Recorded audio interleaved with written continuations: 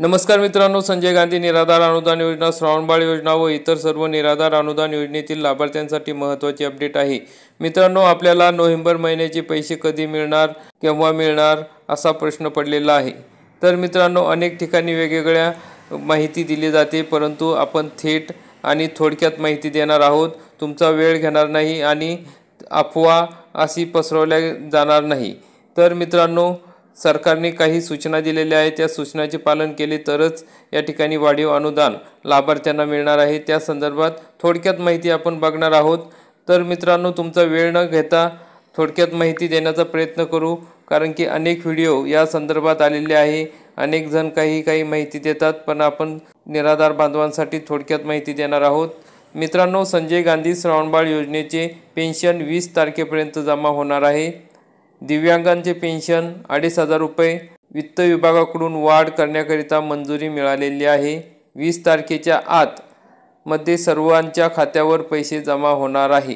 तर मित्रांनो, वित्त विभागाकडून जी वाढीव निधी होता तो मिळण्यासाठी परवानगी हवी होती, ती परवानगी मिळालेली आहे। अतिशय विश्वसनीय सूत्रांकडून ही माहिती मिळालेली आहे आणि 20 तारखेच्या आत हे पैसे सर्व लाभार्थ्यांच्या खात्यावर जमा होतील। तर मित्रांनो, अशा प्रकारची ही महत्त्वाची अपडेट होती। तसेच संजय गांधी निराधार अनुदान योजना व श्रावणबाळ सेवा राज्य निवृत्ती वेतन योजनेमधून दिव्यांग लाभार्थ्यांना यापूर्वी 1,500 रुपये इतके अनुदान दिले जात होते। शासन निर्णयानुसार ऑक्टोबर 2025 पासून दिव्यांग लाभार्थींचे मासिक अर्थसहाय्य रुपये 1,500 रुपयावरून दरमहा 2,500 रुपये करण्यास शासनाने मान्यता देण्यात येत आलेली आहे। पेन्शन यादीतील लाभ दिव्यांग लाभार्थ्यांना मिळण्यासाठी डीबीटी पोर्टलवर UDID कार्डचा नंबर नमूद करणे आवश्यक आहे। त्याशिवाय या पेन्शन वाढीचा लाभ दिव्यांग लाभार्थ्यांना मिळणार नाही, तहसीलदार यांनी माहिती दिलेली आहे। तहसीलदार म्हणाले की राज्यातील सर्व तालुक्यातील संजय गांधी निराधार अनुदान योजना, श्रावणबाळ सेवा राज्य निवृत्ती वेतन योजनांमधून लाभ घेत असलेल्या दिव्यांग लाभार्थींनी, ज्या दिव्यांग लाभार्थींकडे UDID कार्ड आहे अशा दिव्यांग लाभार्थ्यांनी UDID कार्डचा नंबर डीबीटीमध्ये नमूद करण्यासाठी UDID कार्डची झेरॉक्स प्रत व आधार कार्डची झेरॉक्स प्रत संजय गांधी शाखेमध्ये जमा करावी।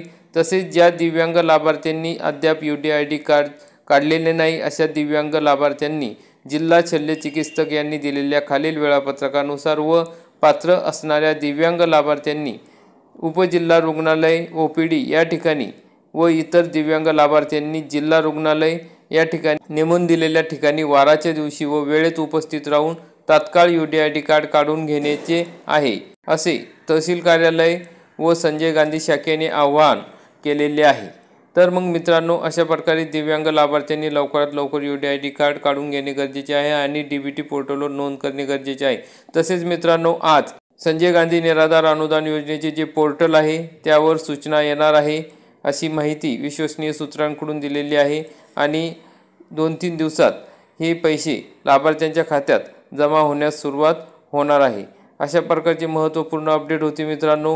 व्हिडिओ आवडल्यास व्हिडिओला लाईक करा आणि जास्तीत जास्त निराधार बांधवांपर्यंत हा व्हिडिओ शेअर करा। धन्यवाद। जय हिंद, जय महाराष्ट्र।